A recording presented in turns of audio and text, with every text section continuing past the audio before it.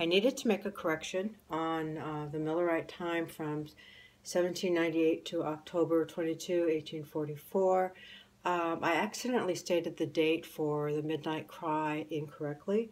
There's a reason for that, because there's another time period here that I wasn't mentioning. So I accidentally gave the date for this time period here, which was the tarrying time, and that began approximately April 19 of 1844. The midnight cry actually began August 15 of 1844. There's a lot of different events that happened with this, both in the world and also within the Millerite movement. And so I just want you to be aware that I'm making a correction. Considering the fact that I am making that correction, I thought I would take the opportunity to share with you some things about studying prophecy. And I know that right now it's a difficult time to start studying these things.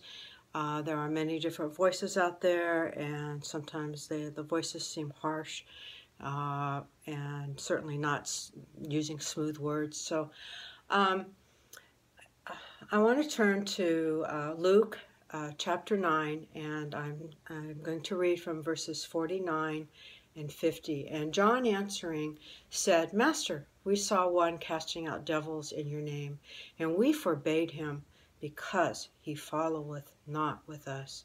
And Jesus said unto him, Forbid him not, for he that is not against us is for us.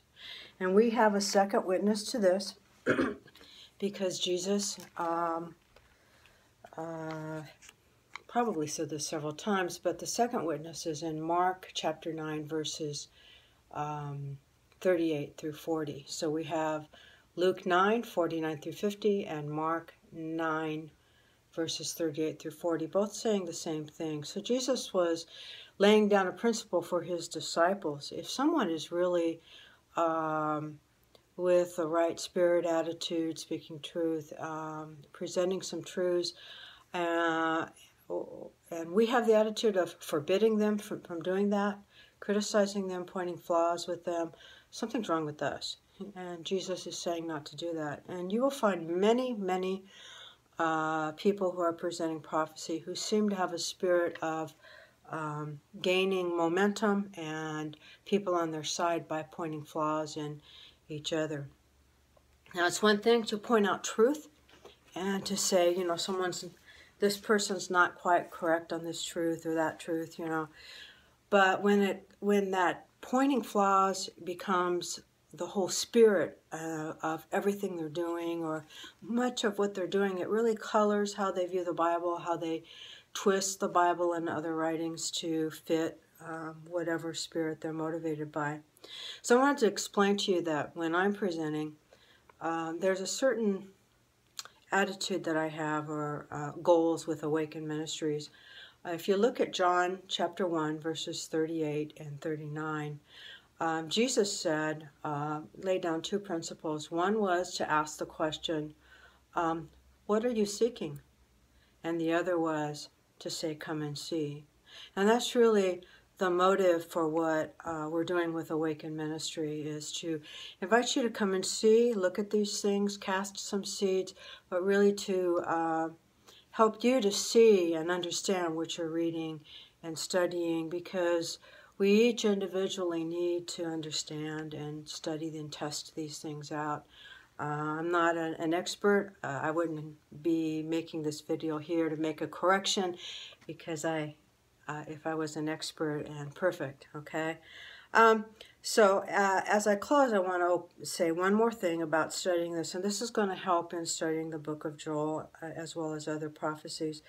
If you turn with me to Matthew 9, verses 15 through 17. Verse 15, and Jesus said unto them, Can the children of the bridegroom mourn as long as the bridegroom is with them? But the days will come. Remember, the days, that's an important thing to remember. The days will come when the bridegroom shall be taken from them, and then shall they fast. I think we mentioned this before in the earlier videos. That this is a reference to when Jesus died, but it was also a reference to the prophecies, the prophetic times having to do with the Millerite time and ours. Verse 16, no man putteth a piece of new cloth into an old garment, for that which is put in to fill it up taketh from the garment, and the rent is made worse.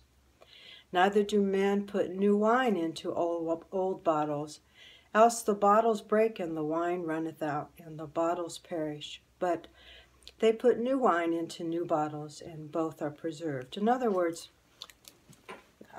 people who make clothes understand that if you have a new garment and you wash it and it shrinks a little bit, if you have a patch there, it's going to tear out. It's not going to work. Okay, so there's a difference between an old garment that's been shrunk and a new one that hasn't been. Okay, and the same with what they used for wine bottles then, which was leather. There's the same principle there. We symbolically are learning a new language when we're studying the Bible, and we're trying by God's grace to understand the language in the Bible and what our God, our Creator, is telling us. And as we do this, we need to remember that when we're learning a new language, sometimes we have to spend time being immersed in that language over and over again till we learn that. This is true when we're learning a second language here in this world. I've studied Spanish before. I grew up with the Spanish language. I experienced some of that even though I don't speak Spanish. I understand poquito, but so as you study, as you hear these things, if you're getting overwhelmed, that's how you would feel if you were learning a new language and you were in a foreign country learning a new language all around you and you weren't understanding it. Take a break, pray, and as you do this, the new language will start to become a part of your thinking and understanding, and new doors will open. You'll have new wine, new wineskins, and the cloth that you're weaving into the fabric of Christ's righteousness in our lives will become more firm. So I know that this is new to some of you, and just take the time to do it, and I'm hoping you'll get enthused about it. So I'm going to close off now. Thank you.